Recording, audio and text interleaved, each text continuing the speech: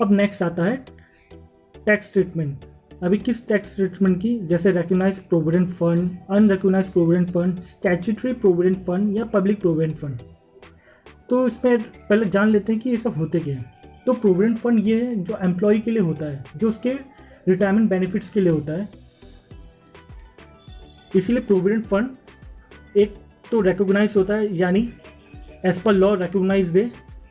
Second होता है unrecognised provident fund, यानी जहाँ पर एम्प्लॉयर खुद ही अपनी मर्जी से कोई प्रोविडेंट फंड खोलना चाहता है एम्प्लॉयज़ के बेनिफिट के लिए। तीसरा स्टैट्यूटरी प्रोविडेंट फंड, यानी कंपलसरी प्रोविडेंट फंड, या ये उन एम्प्लॉयर को ज़रूरी होता है जो इसके रूल्स एंड रेगुलेशंस के अंडर आते हैं। तो इसीलिए स्टैट्यूटरी प्रोविडेंट फंड। और पब्लिक प्रोविडेंट फंड, यहाँ पे कोई एम्प्लॉयर नहीं होता, ये नॉर्मल बैंक अकाउंट की तरह होता है जहाँ पर आप अपना पैसा डाल सकते हैं। एम्प्लॉई या फिर कोई बिजनेस ओनर या फिर कोई भी प्रोफेशनल अपना पीपीएफ अकाउंट खुलवा सकता है नेशनलाइज्ड बैंक में। अब इसकी बात कर लेते हैं एम्प्लॉयज़ कॉन्ट्रीब्यूशन के। अब जैसे कि प्रोविडेंट फंड क्या होता है, एम्प्लॉयज़ के लिए होता है, एम्प्लॉयज़ के बेनिफिट के लिए होता है। तो इस फंड में एम्प्लॉयज़ भी कंट्रीब्यूट करते हैं। तो रिकॉग्नाइज्ड प्रोविडेंट फंड का देख लेते हैं। Employees contribution amount in excess of 12% of salary is taxable. अब सैलरी का डेफिनेशन क्या है यहाँ पे? Salary for the purpose means basic salary and DNS allowance and commission of turnover, यानी फिक्स कमीशन ऑन टर्नओवर।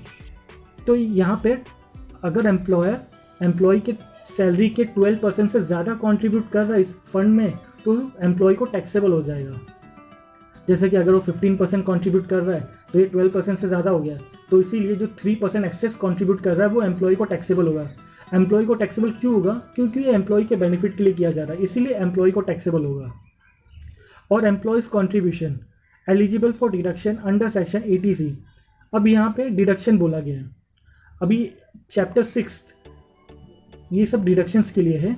जैसे कि वहाँ पे 80C जो बहुत सारे डिडक्शंस का हाउसेस है, जहाँ पे 80D भी है जो हेल्थ इंश्योरेंस मेडिकल चेकअप के लिए है। ऐसे अलग अलग डिडक्शंस फील्ड है जहाँ पर आपको डिडक्शंस मिलते हैं अलग अलग टाइप के।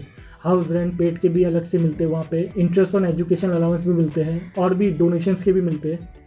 तो सेम वे अगर एम्प्लॉयज़ खुद भी कंट्रीब्यूट कर रहा है अपने प्रोविडेंट फंड में, एम्प्लॉयर तो कर ही रहा है, साथ में एम्प्लॉय भी कर रहा है कि मैं भी अपना कंट्रीब्यूट करूंगा तो ताकि फंड का वैल्यू ज़्यादा हो, ताकि मेरे को रिटायरमेंट में ज़्यादा बेनिफिट मिल सके। तो इसीलिए उसको डिडक्शन होगा 80C में मिलेगा। यहाँ पे एम्प्लॉय में नहीं मिलेगा, मतलब सैलरी हेड में नहीं मिलेगा। क्योंकि सैलरी हेड में क्यों नहीं मिलेगा? क्योंकि वो जो एम्प्लॉय कंट्रीब्यूशन करने वाला है वो अपने सैलरी से ही करने वाला है, तो इसीलिए उसको उधर डिडक्शन नहीं देके बल्कि 80C में डिडक्शन दिया है। अब इंटरेस्ट क्रेडिटेड, अभी फंड क्रिएट किया है तो इंटरेस्ट भी मिलेगा फंड के ऊपर। तो amount in excess of 9.5% per annum is taxable, यानी अगर अमाउंट आपका जो रेट ऑफ इंटरेस्ट है रिकॉग्नाइज प्रोविडेंट फंड पे अगर 9.5% से ज़्यादा आ रहा है तो टैक्सेबल हो जाएगा एम्प्लॉय को, क्योंकि एम्प्लॉय के बेनिफिट के लिए।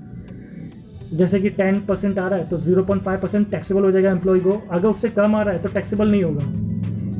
Lump sum amount on retirement, जब रिटायरमेंट के टाइम एम्प्लॉय अपना फंड विड्रॉ करता है तो उसे पूरा एग्जेम्प्ट हो जाता है, यानी जो भी इंटरेस्ट है वो सब एग्जेम्प्ट हो जाता है। जो भी पूरा एक साथ लमसम अमाउंट उठा लेता है उसको कोई भी टैक्स नहीं भरना है इसके ऊपर, क्योंकि ऑलरेडी इसने जहाँ पे ज़्यादा कंट्रीब्यूट होता था वहाँ पे उसने ऑलरेडी टैक्स भर दिया है। जैसे कि एम्प्लॉयज़ कंट्रीब्यूशन अगर ज़्यादा करता है तो उसमें उसने टैक्स भर दिया, इंटरेस्ट ज़्यादा मिलता है तो उसने उस पर टैक्स भर दिया, इसीलिए उसको लमसम अमाउंट पे टैक्स भरने की ज़रूरत नहीं, वो एग्जेम्प्ट है। अब बात कर लेते हैं स्टैट्यूटरी प्रोविडेंट फंड की। अनरिकग्नाइज्ड प्रोविडेंट फंड में लास्ट में बताता हूँ। स्टैट्यूटरी प्रोविडेंट फंड यानी कंपलसरी, ये कुछ ही एम्प्लॉयज़ को एप्लीकेबल है जो इनके रूल्स एंड रेगुलेशंस में आते हैं।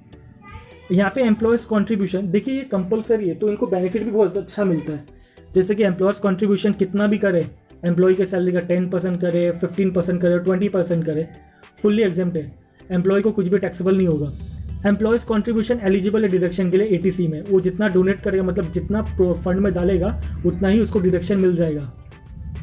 इंटरेस्ट क्रेडिटेड, अब ये भी फुल्ली एग्जेम्प्ट है, चाहे उसको इंटरेस्ट 12% मिले या 8% मिले या 7% मिले, सब एग्जेम्प्ट होगा। लमसम अमाउंट ऑन रिटायरमेंट वो भी एग्जेम्प्ट, तो ये कंपलसरी है, इसीलिए गवर्नमेंट ने इतना फ़ायदा दिया है। अब नेक्स्ट बात करते हैं पब्लिक प्रोविडेंट फंड। अब ये नाम से ही पब्लिक प्रोविडेंट फंड है, इसीलिए इसे सिर्फ एम्प्लॉयज़ तक रेस्ट्रिक्ट नहीं किया गया है, ये कोई भी आम इंसान भी भर सकता है, जो सैलरी अर्नर है या फिर जो बिजनेस ओनर है या फिर जो प्रोफेशनल्स है वो भी खोल सकता है, जहाँ पे एम्प्लॉयज़ कोई होता ही नहीं, क्योंकि ये पब्लिक प्रोविडेंट फंड है ताकि ये सब लोग इसका बेनिफिट ले सके। जो इसके हाई रेट ऑफ इंटरेस्ट है जो गवर्नमेंट प्रोवाइड करती है, ये इसलिए किया गया है। तो एम्प्लॉयज़ कॉन्ट्रीब्यूशन तो होता ही नहीं, not applicable as there is only एसएससीज ओन कॉन्ट्रीब्यूशन। एम्प्लॉयज़ कॉन्ट्रीब्यूशन यानी जो भी एम्प्लॉयज़ के अलावा जो भी प्रोफेशनल अर्नर्स है या फिर बिजनेसमैन है, वो सबके लिए eligible for deduction under section 80C। अगर वो सभी अपना फंड में डिपॉजिट करते हैं तो उनको एलिजिबल होगा डिडक्शन अंडर सेक्शन 80C। अब interest credited fully exempt, lump sum amount on retirement fully exempt. तो आपने देख लिया recognised provident fund, statutory provident fund, public provident fund. अब बात करते हैं अनरिकॉग्नाइज्ड प्रोविडेंट फंड। नाम से पता चलता है अनरिकॉग्नाइज्ड है, मतलब इसका ज़रूरत नहीं है एम्प्लॉयर को क्रिएट करने के लिए, लेकिन वो फिर भी कर रहा है out of benefit of employ करने के लिए। तो इसमें अगर एम्प्लॉयज़ कॉन्ट्रीब्यूशन जितना भी करता है वो टैक्सेबल ईयरली नहीं होगा। मैं बताऊंगा कब टैक्सेबल होगा। एम्प्लॉयज़ का कॉन्ट्रीब्यूशन जितना कर रहा है टैक्सेबल नहीं होगा। Employees contribution not eligible for deduction, क्योंकि ये अनरिकॉग्नाइज्ड है, तो इसलिए जो भी ये एम्प्लॉय अपना पैसा डालता है उसमें फंड में, वो डिडक्शन के लिए भी एप्लीकेबल नहीं, क्योंकि अनरिकॉग्नाइज्ड है। Interest credited not taxable yearly, अब इसका भी टैक्सेबल लास्ट में बताएंगे। Lump sum amount on retirement, तो इसमें टैक्सेशन का पार्ट आता है इसका। Lump sum amount on retirement, employers contribution and employer interest taxable under the head salaries, employees interest taxable under the head income from other sources. तो जो भी employer ने कॉन्ट्रीब्यूशन किया है और एम्प्लॉयर के कॉन्ट्रीब्यूशन के ऊपर जो भी इंटरेस्ट है वो सब टैक्सेबल उसको रिटायरमेंट पे हो जाएगा। मतलब जब ये पैसा विड्रॉ करेगा तो उसको टैक्सेबल हो जाएगा उसी टाइम, एम्प्लॉयर्स का कॉन्ट्रीब्यूशन और एम्प्लॉयर्स के कॉन्ट्रीब्यूशन पे इंटरेस्ट। और फिर जो इसके अमाउंट पे इंटरेस्ट है वो भी टैक्सेबल हो जाएगा, लेकिन सैलरी हेड में टैक्सेबल नहीं होगा, वो इनकम फ्रॉम अदर सोर्सेज में टैक्सेबल होगा, क्योंकि अनरिकॉग्नाइज्ड है, इसलिए सैलरी हेड में टैक्सेबल नहीं हो रहा है। तो आप समझ गए इसका मतलब किसका क्या टैक्स ट्रीटमेंट है, जैसे recognised provident fund, unrecognised provident fund, statutory provident fund, public provident fund.